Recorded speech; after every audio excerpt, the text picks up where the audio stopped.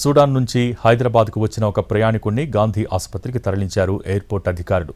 Ebola history ఉండటంతో airport సిబ్బంది అప్రమత్తమయ్యారు. ప్రస్తుతం అతనికి ఫీవర్ ఉందని గాంధీ ఆసుపత్రి వర్గాలు అంటున్నాయి.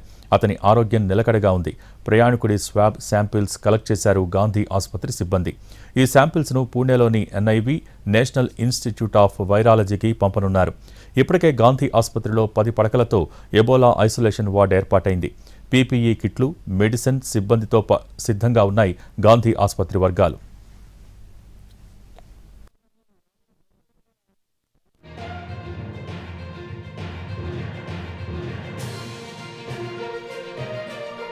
సూడాన్ నుంచి హైదరాబాద్కు వచ్చిన ఒక ప్రయాణికుడి కేసుకు సంబంధించి మరిన్ని వివరాలు మా ప్రతినిధి రాధిక అందిస్తారు.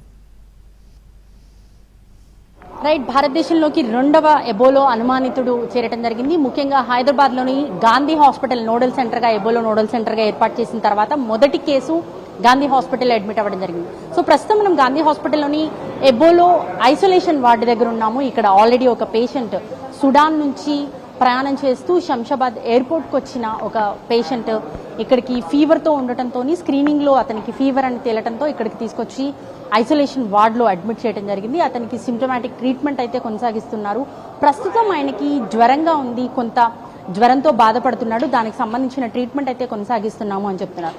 ఎబోలోకి సంబంధించి 10 బెడ్లతోని పూర్తి స్థాయిలో ఇటు మెడిసిన్స్ అట్లాగే PPE కిట్లతో లోపల అతనికి ట్రీట్మెంట్ చేయడానికి పూర్తి స్థాయిలో ఏర్పాట్లు చేస్తున్నారు. ఇప్పటికే ఆరోగ్య శాఖ నుంచి వచ్చిన ఆదేశాల మేరకు ఎబోలో సంబంధించి ఏవైనా పేషెంట్స్ వచ్చినా అనుమానితులు వచ్చినా కూడా అడ్మిట్ చేసుకోవడానికి వారికి కావాల్సిన సిమ్టమాటిక్ ట్రీట్మెంట్ చేయడానికి కావాల్సిన అన్ని ఏర్పాట్లు కూడా చేయాలని చెప్పేసి ఆరోగ్య శాఖ ఆదేశాలు ఇవ్వడం జరిగింది. ఈ నేపథ్యంలోనే గాంధీ హాస్పిటల్లోని 7th ఫ్లోర్లో ఎబోలో ఐసోలేషన్ వార్డ్ని ఏర్పాటు చేసి ఇక్కడ పేషెంట్కి ట్రీట్మెంట్ చేస్తున్న పరిస్థితి.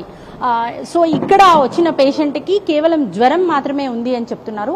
అతనికి మార్నింగ్ ఎన్నింటికి తీసుకొచ్చారమ్మా ఇక్కడికి? 4 o'clock వచ్చిందండి సార్.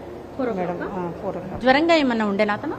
ఏం లేదు సార్, అడిగిండు సార్ వాళ్ళు అడిగిండ్రు, ఏం లేదు. ఇప్పుడు ఏంటి లోపల అతనికి ట్రీట్మెంట్ నడుస్తుందా? నడుస్తుంది. శాంపిల్స్ అన్ని తీసుకున్నారా? తీసుకున్నాను. రైట్, మనం చూస్తే ఒకసారి శాంపిల్ తీసుకోవడానికి కూడా మనకి టెస్ట్ చేయడానికి కూడా పర్సన్ రావడం జరిగింది. ఇక్కడ స్వాబ్ కలెక్షన్ చేస్తారు, అట్లాగే urine collection, blood collection 3 samples కూడా తీసుకోవడం జరుగుతుంది. ఈ 3 శాంపిల్స్ ద్వారా అతని నుంచి శాంపిల్స్ కలెక్ట్ చేసిన తర్వాత పూణే వైరాలజీ డిపార్ట్మెంట్కి NIVకి ఈ శాంపిల్స్ అన్ని కూడా పంపడం జరుగుతుంది. పంపిన ఈ రిపోర్ట్స్ రావడానికి కొంత సమయం అయితే పడుతుంది. శాంపిల్స్ ఏమేమి కలెక్ట్ చేస్తున్నారండి? Samples VTM 1, blood sample 2, swab urine sample, blood sample 2, VTM. General గా ఈ రిపోర్ట్స్ ఎన్ని గంటలు పట్టొచ్చు? తెలియదు మేడం, అది CCMB పోతే తెలుస్తుంది. మనకు ఇక్కడ నుంచి కలెక్ట్ చేసి CCMBకి పంపిస్తాము. ఆ తర్వాత రిజల్ట్ ఎప్పుడు వస్తుంది మనకు తెలియదు.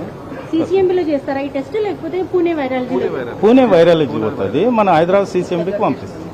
అక్కడ నుంచి వాళ్ళు ఫార్వర్డ్ చేస్తారు.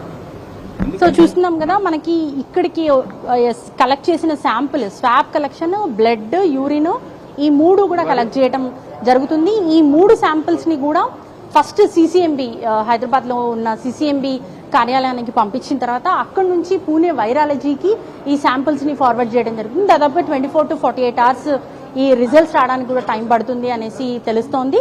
సో ఎబోలో అనుమానిత కేసు, మొదటి కేసు మన తెలంగాణకి హైదరాబాద్ గాంధీ నోడల్ సెంటర్కి రావడం జరిగింది. 2-3 రోజుల్లో అతనికి పాజిటివ్ ఉందా లేదా అని తేలే అవకాశాలు కూడా కనిపిస్తున్నాయి. కెమెరా పర్సన్ రతన్తో Radhika, NTV, Gandhi hospital isolation ward ఎబోలో.